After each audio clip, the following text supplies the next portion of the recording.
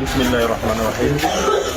Masyarakat beri promo puasa manah daripada Tengku Ujul Azmi untuk Dayah Rauhul Mudi untuk dipergunakan kepada anak yatim dan fakir yang ada di Dayah Rauhul Mudi.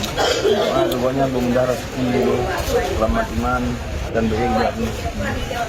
Ini kakak mau terima berarti sedekah daripada Tengku Ujul Azmi kepada jadi kamu yang dibina yatim piatu. Allah dengan berkat baiknya mau sedekah untuk bantu hajat lagi di masjid.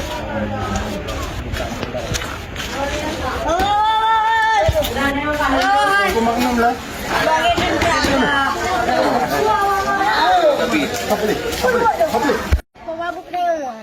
Bantau na baga? Kiba na baga?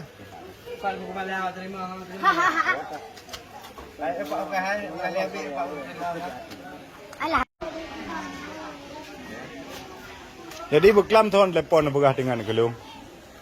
Nang thon baga bawa kla.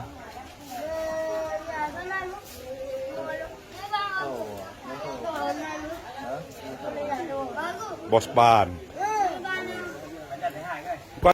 Alhamdulillah kita sedang berada. Assalamualaikum. Waalaikumsalam. Pajang apa wagu ilah mah? Kangen? Saprak mau keron.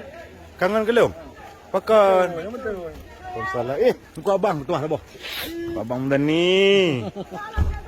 Kapiju engkau abang katang. Kapaya. Tengah nawa biar abang ah. Tengah biar. Awak tak aku pegah nak dia kejutan ah. Ha? Yang berangkat. Abang, tisila ya kerun dah. Ana le, kapule. Itu dokumen peraceh dari Turki. Hayab 150,000.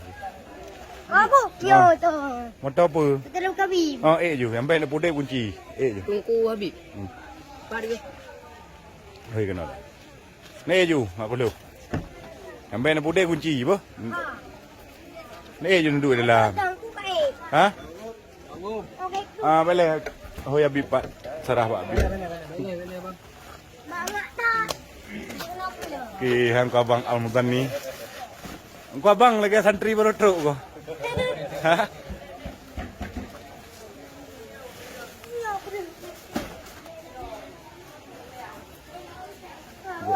Jadi amanah gop ya pujuk.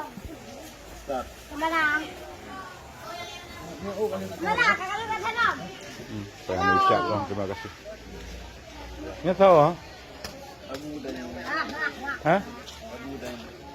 Juga dengan kampung yang